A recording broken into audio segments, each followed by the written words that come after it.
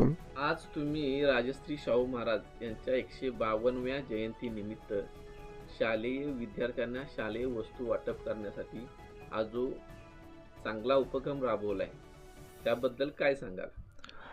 छत्रपती शाहू महाराज यांचे विचार आणि यांचे कार्य तळागाळात समाजापर्यंत पोहोचवावं आणि हा शाहू महाराजांचा सामाजिक एकता दिन साजरा करावा.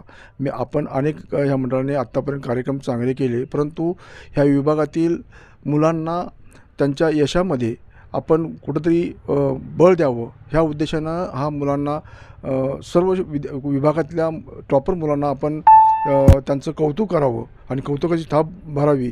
आज आत्तापर्यंत अनेक राजकीयकर्त्यांनी आपापले एक म्हणजे हे केलं,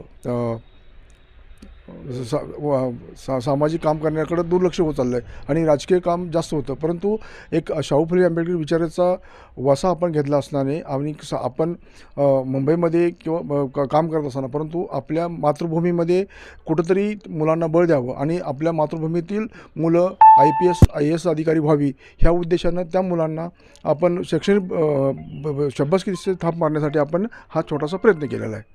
यासाठी या कार्यक्रमाचे शिल्पकार कोण आहेत आता सध्या? ह्या कार्यक्रमाचं तसं शिल्पकार मीच आहे, कारण तुम्हाला लहानापासूनच समाजकार्यामध्ये आवड होती आणि सामाजिक काम करताना एक मुंबई बौद्ध विकास मंडळ येळवा कोयना कमिटीचा मुंबई कमिटीचा अध्यक्ष म्हणून नाही तर एक सामाजिक चळवळ ह्यातून आपण निर्माण करून समाजातील दीनदुबळ्या मुलांना किंवा आर्थिक दुर्बल घटकाला एक छोटासा त्यांना पंखामध्ये बळ भरावं ह्यासाठी आपण हा छोटासा प्रयत्न केलेला आहे.